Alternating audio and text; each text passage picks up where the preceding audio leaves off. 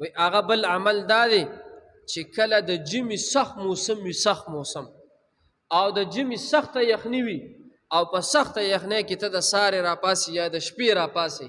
او دا اودس چرندام کې، نو د دې اودس د وجې نه به الله پاک ستا دا ګناهونه څه دی معاف کوي. ګورې چې موږ تاسو عبادت لرالو که نه رالو که نه، لکه جومات ته رالو عبادت دپاره، موږ او تاسو د الله د یرې څه دی اودس وکړلو،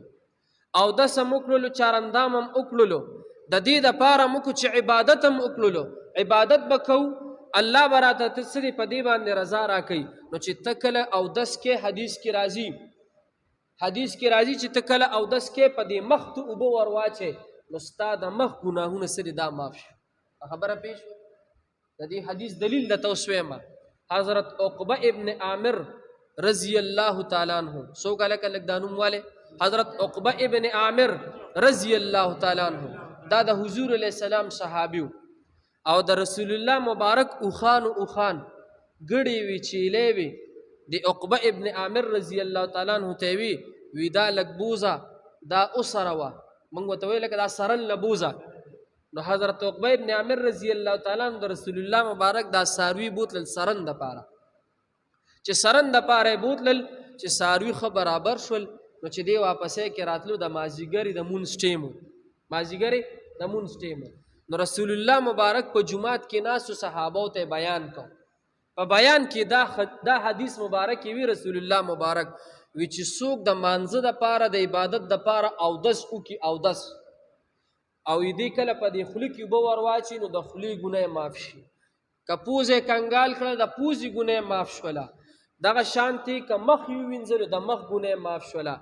که لاس یې ووینځل د لاس ګناه معاف شوله، که خپې یې ووینځلې د خپې ګناهونه معاف شوله. دا په څه د وجې نه؟ لکه د اودس د وجې نه. حضرت عقبه ابن عامر رضی الله تعالی عنہ وی چې ما د رسول الله مبارک دا خبره واورېدله، وی زه ډېر حیران ودرېدم چې ګوره زه لاړم سرن دپاره او دا څومره حدیثو چې رسول الله مبارک بیان کو، وی زه داسې ولاړو او وی نور هم ډېر صحابه کرام ناست دي بیان ته ناست دي. وی دی کې حضرت عمر فاروق رضی الله تعالی عنہ راغی، وی هغه راغی، وی داسې ماله په دې املا باندې داسې لاس کېښود، داسې وټپولم، وی راته وی چې عقبه ابن عامره رضی الله تعالی عنہ ولې دومره حیرانه ولاړې؟ وی ما ورته چې ګوره د دواړو جهانو سردار محمد رسول الله صلی الله علیه وسلم څومره ښکلې خبره وکړله، څومره د فایدې خبره وکړله چې د اودس د وجې نه الله پاک د انسان ګناهونه معاف کوي. وی راته وی چې د دې نه درته عجیبه بله خبره وکړم، د دې نه درته بله عجیبه خبره وکړم، ته خو لیټ رالی،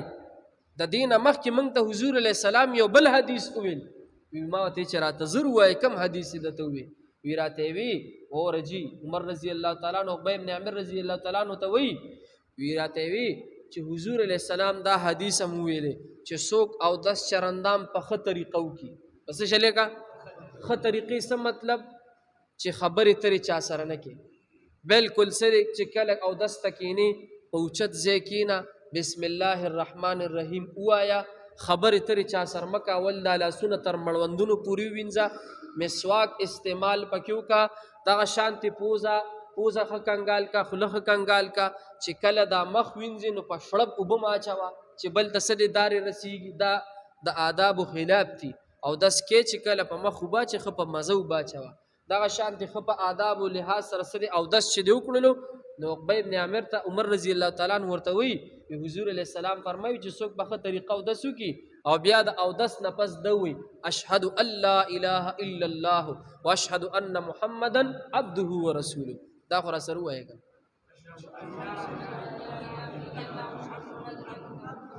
اسانه ده، سم پې نه کېږي، اسانه کلمه ده که نه. او بیا د هغې نه پس دا کلمه ووایي سبحان الله وبحمده سبحان الله العظیم وبحمده استغفر الله واتوب الیه. لږ ووایه چې زدم شي سبحان الله وبحمده سبحان الله العظیم وبحمده استغفر الله واتوب الیه. واوره څه کېږي چې ته اودس نه پس دا کلمه دې وویله اشهد ان لا اله الا الله سبحان الله وبحمده، واوره څه کېږي حضور علیه السلام فرمان دی وی چې د دې سړي به الله تعالی ظاهري ګناهونه معاف کړي، باطني ګناهونه به هم الله معاف کړي. څومره لوی خبره ده چې د اودس د وجې نه د ستا ظاهري ګناه دا هم الله معاف کړي، او باطینی ګناه ستا د زړه ګناه م الله معاف کړي. هلکه د باطن په ګناه باندې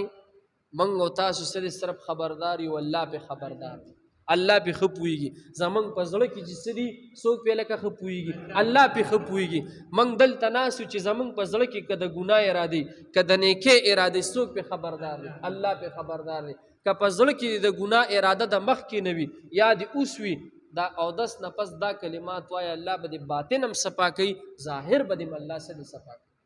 خبره پوه شوې؟ نو دا